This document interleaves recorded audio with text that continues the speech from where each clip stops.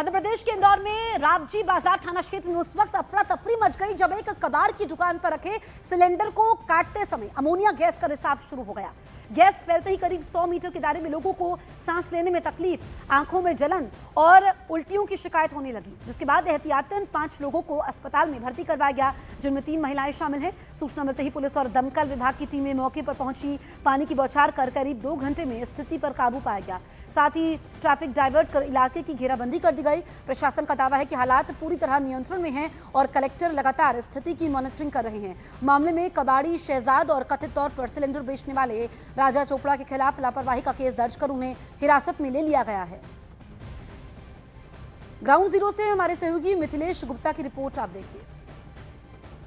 उसी कबाड़ की दुकान के बाहर मौजूद हैं। सबसे पहले वो आपको तस्वीर दिखाते हैं। रावजी बाजार का ये वही कबाड़ की दुकान है जहां पर सिलेंडर काटते वक्त अमोनिया गैस का रिसाव शुरू हो गया और इस घटना के बाद आसपास के लगभग 100 मीटर के दायरे में जो लोग रहते हैं उन्हें सांस लेने में तकलीफ, आंखों में जलन और घबराहट की वजह से उल्टियां होना शुरू हो गई।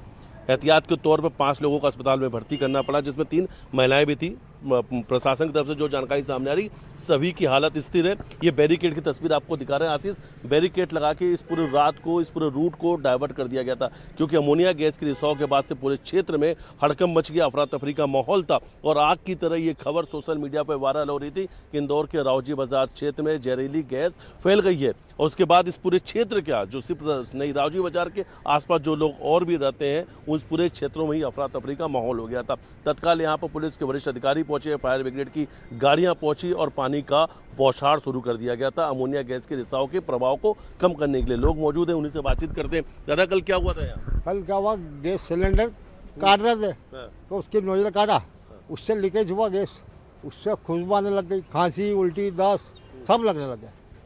कल रात को? कल रात के 7:30 बजे की बात है। ये और ये इसी कबाड़ की दुकान पर रखा हुआ था? खाने में ही था और ये कबाड़ खाने में ही हुआ है विस्फोट हुआ था। हाँ, तकलीफ जा रही थी सांस लेने में? तकलीफ बहुत ज़्यादा तकलीफ थी और बहुत ज़्यादा तकलीफ।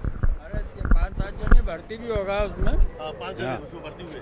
हाँ, भर्ती हुआ है नैपुर में, अपने आयसा नर्सिंग होम में। तकलीफ क्या आ रही थी? जो लोग तकलीफ सांस लेने में तकलीफ आ रही थी, गला जाम हो रहे थे। हाँ। मिथिलेश गुप्ता हमारे सहयोगी लाइव मौजूद हैं। मिथिलेश, हम आपकी ग्राउंड रिपोर्ट दिखा रहे थे। सबसे पहले आप ये बताइए कि ताजा स्थिति क्या है?